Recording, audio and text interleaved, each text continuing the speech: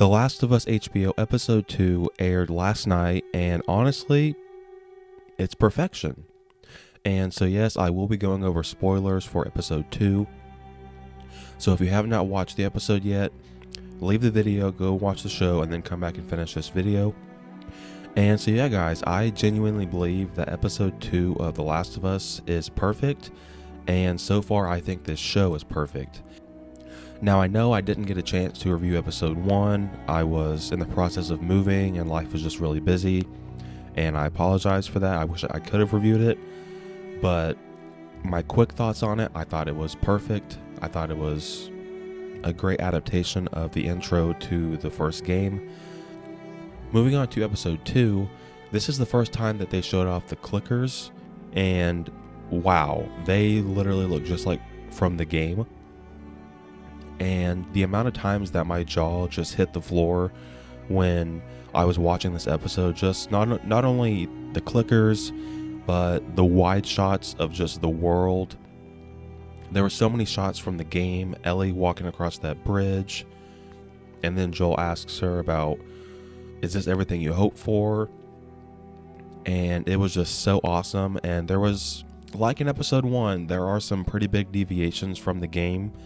And the big one in episode 2 is the intro to episode 2, when they kind of show a backstory on how this cordyceps outbreak started. And it took place somewhere in Indonesia, you know, and then they brought in this scientist to like check out like how this happened. And once she saw what it was, she was pretty much like, yeah, there's no cure for this, so we're screwed. You're gonna need to start bombing this place immediately. And so yeah, it was just like the first episode, a really great start to the episode.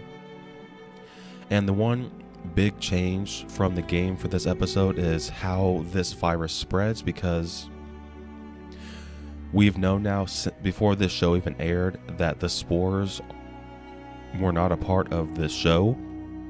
They were replaced by tendrils, and it actually makes more sense for like a TV show compared to a video game, because Craig Mazin said that, you know, you can kind of get away with making it like airborne in a video game because there's only like certain pockets like underground and stuff that has spores, but in reality that stuff would spread like everywhere, so pretty much everyone would have to wear a gas mask at all times.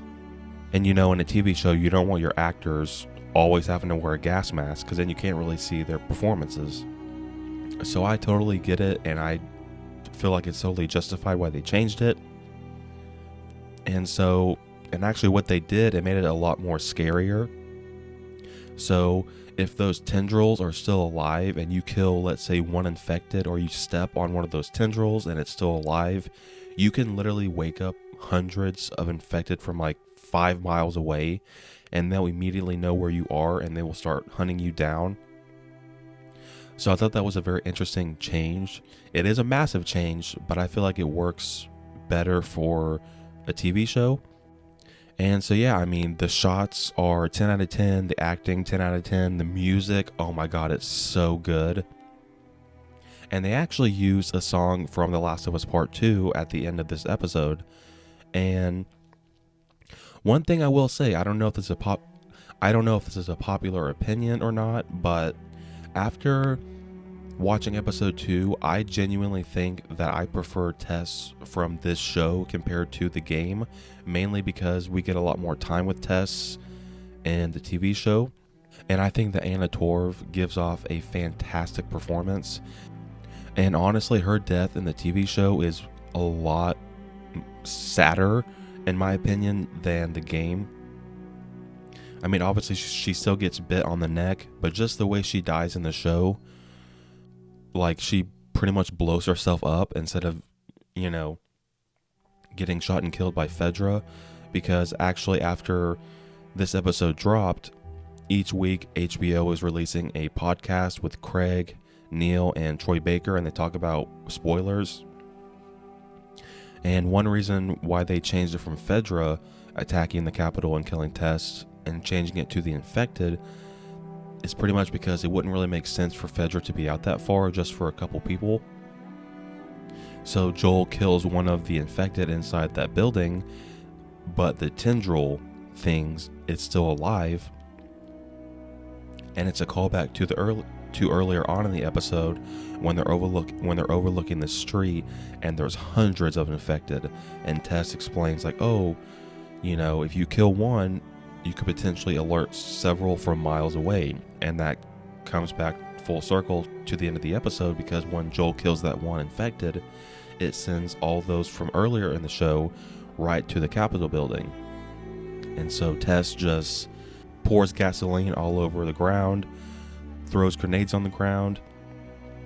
Joel and Ellie leave, and Tess tries to use her lighter, but it's not working. And then the infected break through, and for a second you think, oh god, she's gonna get ripped apart.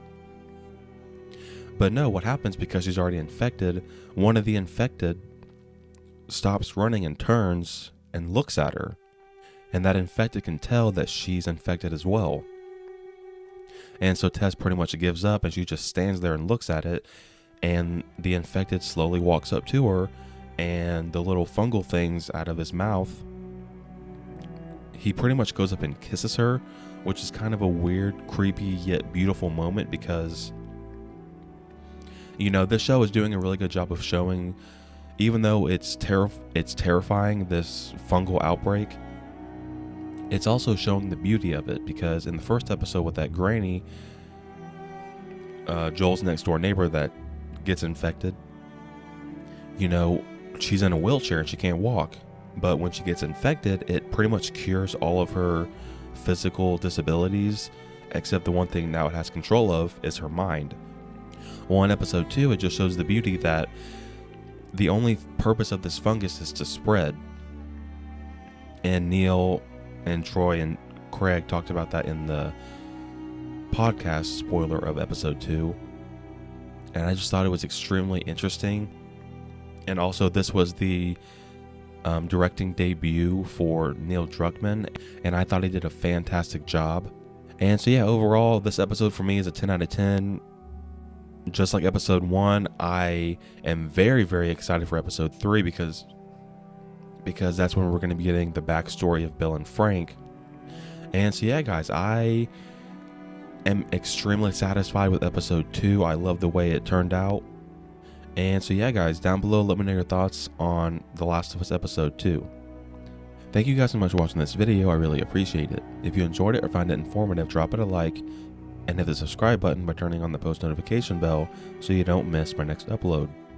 Until next time, guys, take care.